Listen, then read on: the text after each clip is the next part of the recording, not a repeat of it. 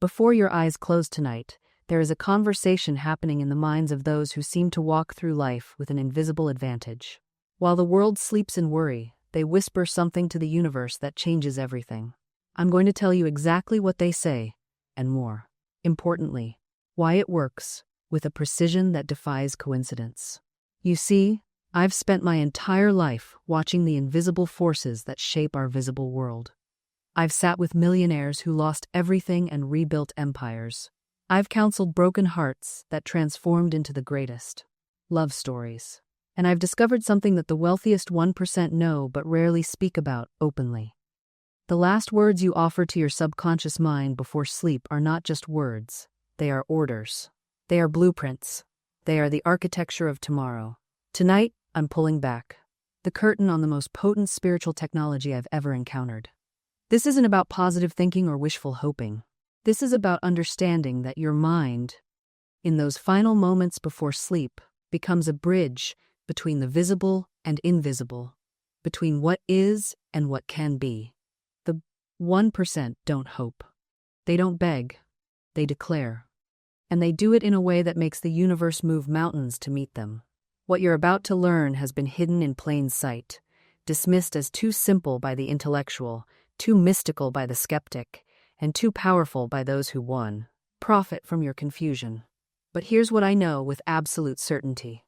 The words you speak in the darkness determine whether you wake up to more of the same or to a life that astonishes you.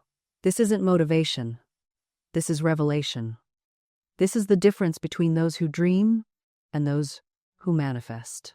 And by the time we're finished tonight, you'll never approach your pillow the same way again. Because once you understand what I'm about to share, sleep becomes your most powerful ally, and your bedroom becomes a temple of transformation. Let me show you what the 1% whisper before they sleep, and why it works with a consistency that will shake everything you thought you knew about creating your reality. Every single person alive operates under one of two systems. The first system is what I call reactive living. This is where most of humanity exists. You wake up, react to your circumstances, manage your problems, celebrate small victories, and collapse into bed, hoping tomorrow will be different. Your thoughts are scattered. Your emotions are ping-ponging between hope and fear. And your words, especially before sleep, are either complaints about what went wrong or vague wishes about what might go right. But there's a second system. I call it decree living. This is where the 1% operate, whether they realize it or not. These individuals understand something fundamental about the universe. It is not neutral. It is not random. It is responsive. It responds specifically to the vibration, expectation, and declaration you carry. And nowhere is this more powerful than in the moments before sleep, when your conscious mind releases control and your subconscious mind becomes wildly receptive. Your subconscious mind is like the richest soil on earth. It doesn't judge what you plant. It doesn't ask if you deserve it. It simply grows what you give it. And those final moments before sleep? That's planting season. The 1% know this. They treat those moments with the reverence a gardener treats the first spring thaw. But here's where it gets profound. The subconscious doesn't just influence your thoughts the next day. It works through the night, reorganizing your beliefs, sending out invisible signals, and aligning you with people, opportunities, and circumstances that match what you've declared. I've seen this happen thousands of times. Someone shifts their nighttime decree, and within days, sometimes hours, their external world begins to mirror it back. This is not magic. This is law. Spiritual law operates with more consistency than gravity. Drop a stone, it falls. Shift your inner declaration, your outer world rearranges. The 1% have simply stopped arguing with this law and started using it. Let me take you back to a moment that changed everything for me. I was working with a woman named Catherine. Brilliant mind, relentless work ethic, but completely broke. Not just financially, broke, but broke in spirit. Every night, she'd fall asleep rehearsing her problems. Her mind would loop through her debt, her failed relationships, her age, her missed opportunities. She was, without knowing it, ordering more poverty from the universe's catalog. I asked her one question that seemed too simple to matter. What are the last words you think before you sleep? She looked at me like I'd asked her the color of her breathing. She had no idea. So I gave her an assignment. For the next 30 nights, before her eyes closed, she was to speak one sentence out loud. I am surrounded by infinite abundance, and every door opens easily for me now. She resisted. It felt like lying. She didn't feel abundant. Doors weren't opening. But I explained something crucial. You don't speak the decree because it's true. You speak it to make it true. The universe is waiting for your order. Place it clearly. Catherine committed. Night 1, she felt ridiculous. Night 7, she felt a strange calm. Night 14, she received an unexpected check from an old forgotten refund. Night 21, she was offered a position she hadn't even applied for. Night 30, she called me in. Tears. Not sad tears. Astonished tears. Her entire financial reality had shifted. But here's what she said that I'll never forget. The money was amazing, but what really changed was me. I stopped feeling like a victim of circumstances and started feeling like life was conspiring in my favor. That sentence matters. Life was conspiring in her favor. That's the frequency the 1% live on. Not hoping life might work out. Knowing it's actively working for them. And it all started with what she declared before sleep. Now, you might be thinking this sounds too easy, too simple. That's your rational mind protecting you from transformation. The rational mind loves complexity because complexity keeps you stuck in analysis instead of action. But the universe operates on principles that are elegantly simple. Gravity is simple. Magnetism is simple. The law of decree is simple. Simple doesn't mean weak. Simple means accessible to anyone willing to use it. The 1% aren't smarter than you. They aren't more deserving. They've simply learned to speak to the invisible forces that shape reality, and they do it with consistency, especially before sleep. Because they understand that the subconscious mind, once programmed with a clear decree, will work tirelessly through the night to make that decree manifest in physical form. Let me be clear about what happens in your brain and spirit during sleep. When you drift off, your conscious mind, the part that judges and filters and doubts, goes offline. Your subconscious mind, which controls 95% of your life, takes over. This is when beliefs are formed. This is when patterns are reinforced. This is when your energetic signal gets broadcast to the universe. If the last thing you feed your subconscious is worry, it spends the night reinforcing your worry circuits. If the last thing you feed it is a powerful decree, it spends the night building neural pathways and energetic bridges toward that reality. You wake up different.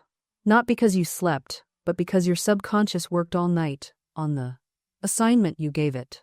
The wealthy understand this instinctively. They don't fall asleep ruminating on problems. They fall asleep declaring solutions. They don't close their eyes reviewing what went wrong. They close their eyes visualizing what's going right. Their final thoughts aren't complaints. They're commands. And here's the part that will change everything for you. You have the same access to this power that they do.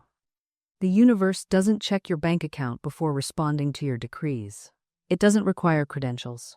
It requires clarity, consistency, and conviction. That's it. 3 things you can start tonight. What the 1% speak before sleep isn't just pretty affirmations. It's strategic spiritual warfare against limitation. They declare their desires as already accomplished. They speak in present tense, not future hope. They claim their good with the confidence of someone who knows the universe has no choice but to deliver. And neither do you. You've been given the same creative power they use, the same responsive universe, the same nighttime access to your subconscious programming. The only difference is they learn to use it, and most people never do. But that changes tonight, because now you know. And once you know, you can't unknow. You can only choose whether to use it or ignore it. Let me share with you the exact framework the 1% use. Not theory, actual practice. The kind that produces measurable results in your life. This is the part where we go from understanding to implementation. Because knowledge without application is just entertainment. And you didn't come here to be entertained. You came here to transform. The first element is present tense declaration. The 1% never say I will be wealthy. They say I am wealthy. Never I hope to be healthy. Always I am vibrantly healthy now. This isn't semantic games. This is quantum mechanics.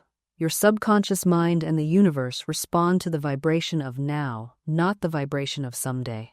When you place your desire in the future, it stays in the future, always out of reach. When you claim it now, the universe begins immediately arranging circumstances to match your claim. I worked with a man named Robert who'd been trying to manifest a business breakthrough for 3 years.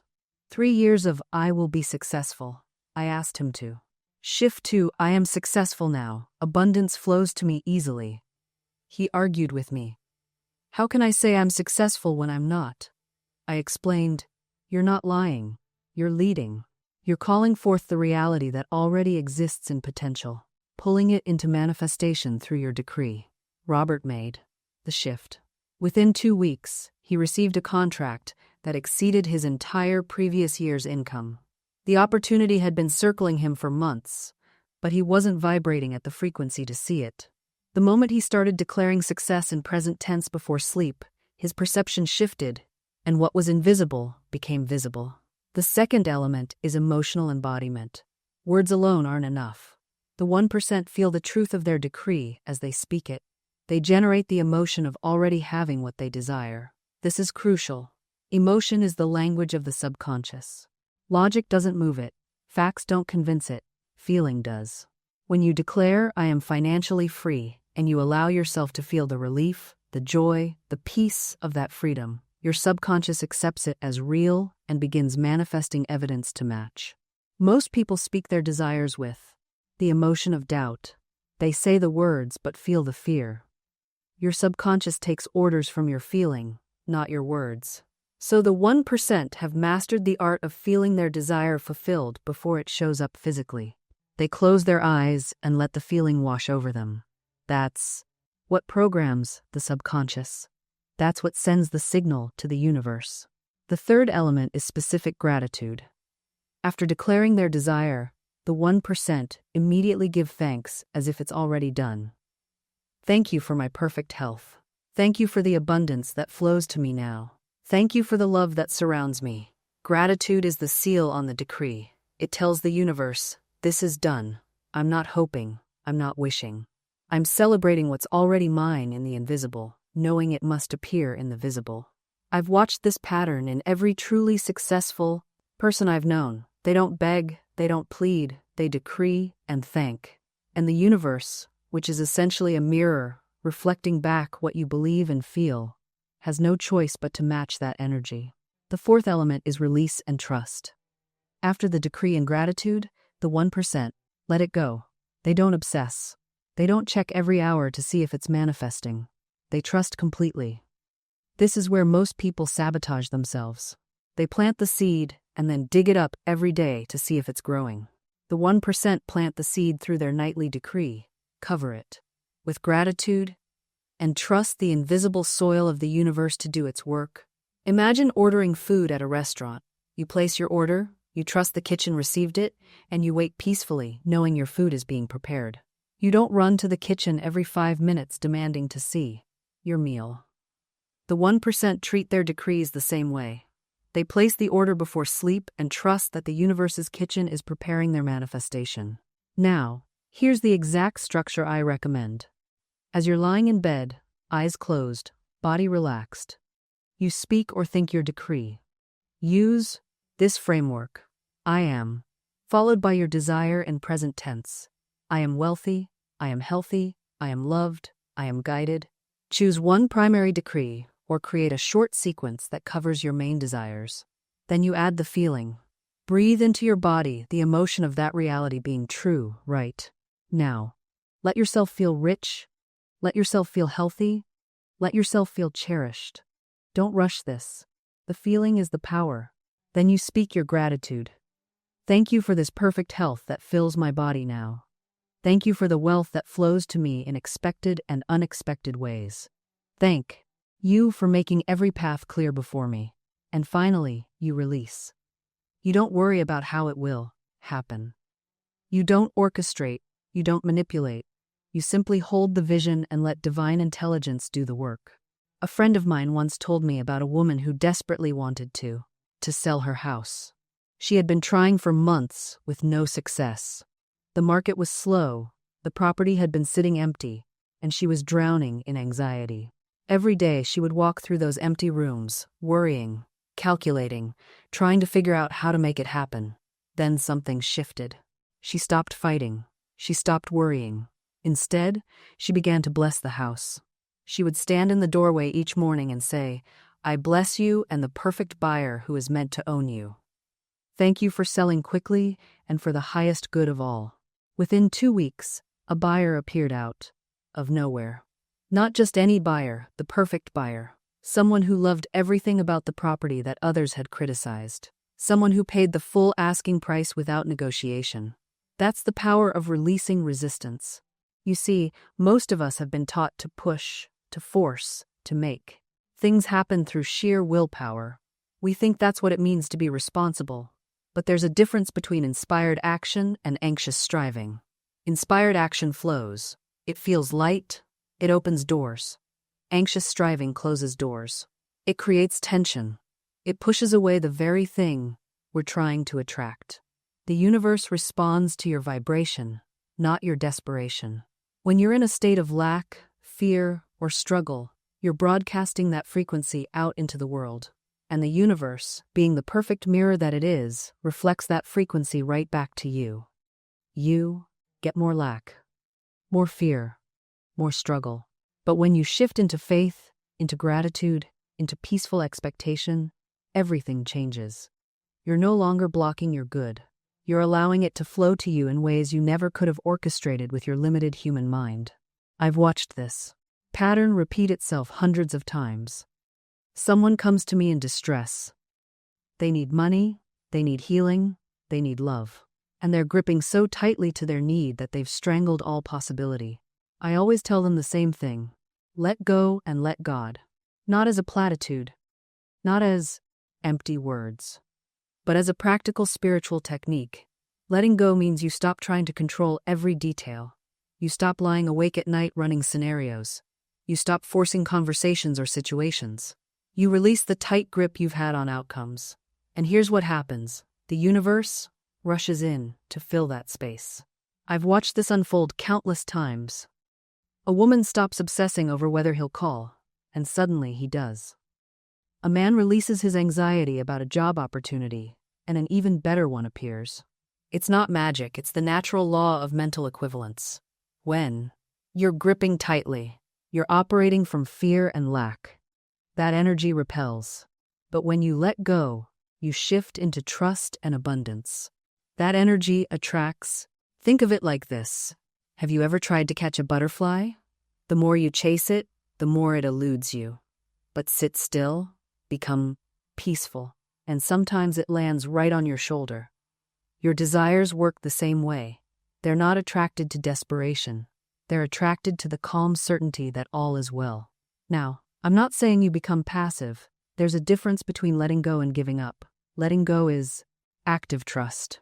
It's saying, I've planted the seed, I've watered it, and now I trust the soil to do its work. You don't dig up the seed every day to check if it's growing. That would kill it. You let nature take its course. The same principle applies to your word. When you've spoken your word, when you've declared what you want with clarity and faith, your job is to let it go into the invisible, to do its perfect work. Stop checking. Stop doubting. Stop asking everyone for reassurance. The word is working whether you see evidence yet or not. I knew a man who wanted to sell his house. Month after month, nothing happened. He grew more anxious, more convinced it would never sell. Then one day, someone told him about this principle of releasing. He decided to try it. He said, I release this house to its perfect buyer, and I trust divine timing. He actually stopped thinking about it so much. He stopped checking the listings obsessively. He went about his life with peace. 3 weeks later, he received an offer above asking price from someone who said they'd felt called to that exact property. The moment he released his stranglehold on the outcome, the universe could deliver. This is the part most people struggle with. We've been taught that caring means controlling, that love means managing. That responsibility means micromanaging every detail. But true power comes from doing your part, then trusting the infinite intelligence to do the rest. You can't orchestrate the universe. You can plant the seed, water it, give it sunlight, but you cannot stand over it demanding it grow faster. You cannot unearth it every hour to check the roots. I knew a woman who wanted so desperately to help her adult son. He was struggling, making mistakes, and she felt it was her duty to rescue him from every consequence. She paid his debts, made his phone calls, smoothed over his problems with employers. She said to me, "Florence, I'm just being a good mother. I love him." But I looked at her and I saw something else. I saw fear masquerading as love. I saw someone trying to control outcomes because she couldn't trust the process. And what was the result? Her son never learned. He never developed his own strength. She was holding him underwater while claiming to teach him to swim. I said to her, "Bless him and release him. Do your part with love, then step back and let God do his part." She resisted at first. It felt like abandonment to her. But when she finally let go, when she finally stopped managing and started trusting, something miraculous happened. Her son stumbled. Yes, he fell. But then he got up. And in getting up on his own, he found muscles he never knew he had.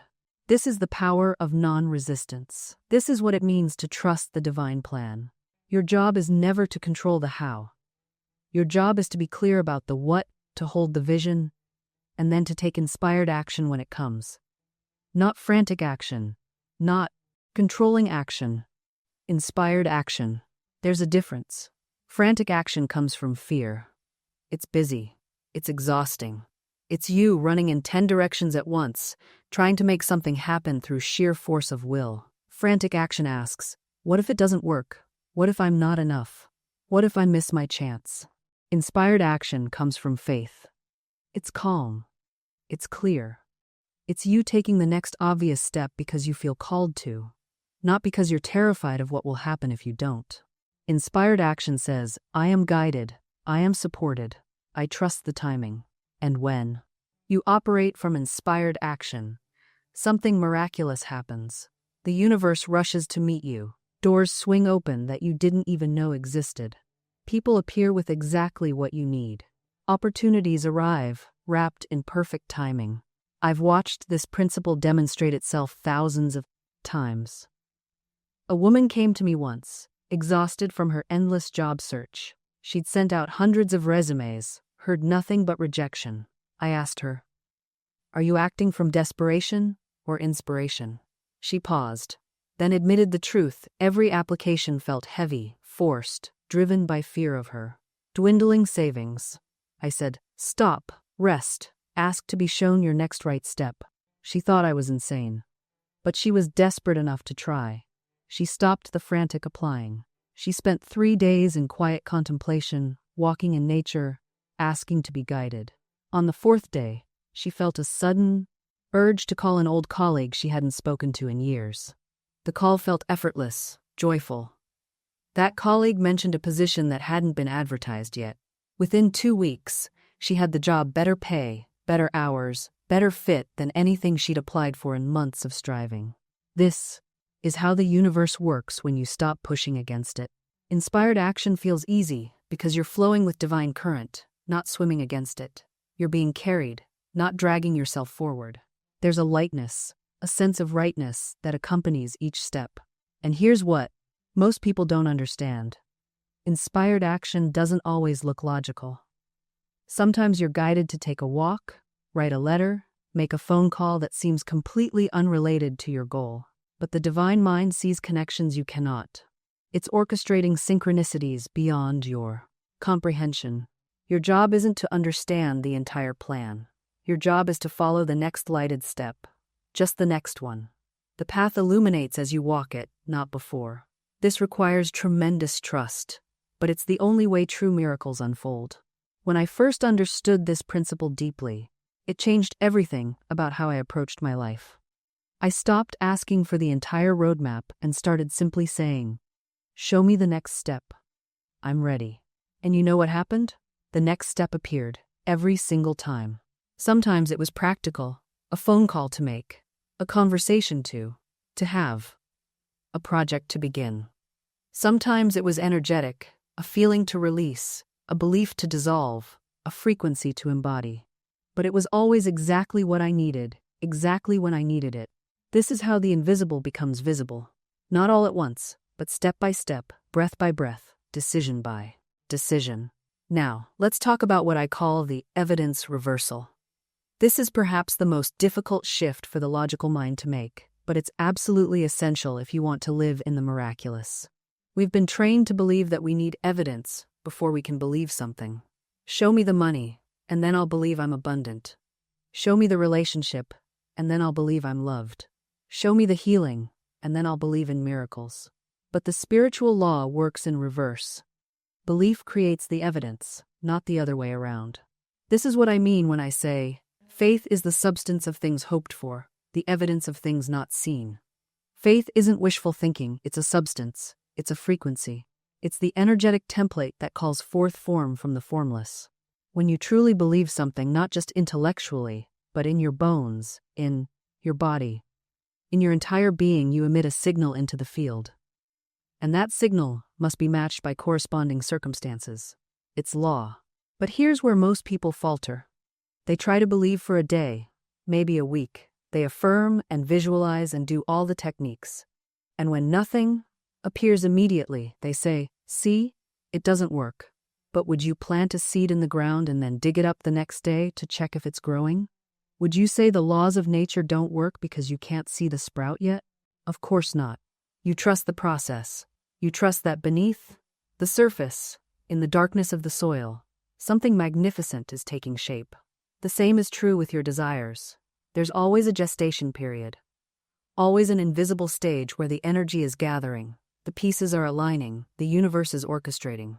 Your job during this time isn't to make it happen. It's to maintain the frequency, to stay in the belief, to act as if it's already done. Because here's what most people don't understand about affirmations and spiritual practice. They think it's about saying the right words once and then waiting for magic. But affirmations aren't spells. They're frequencies. They're tuning forks that bring your consciousness into alignment with what you're calling in. And the universe doesn't respond to your words.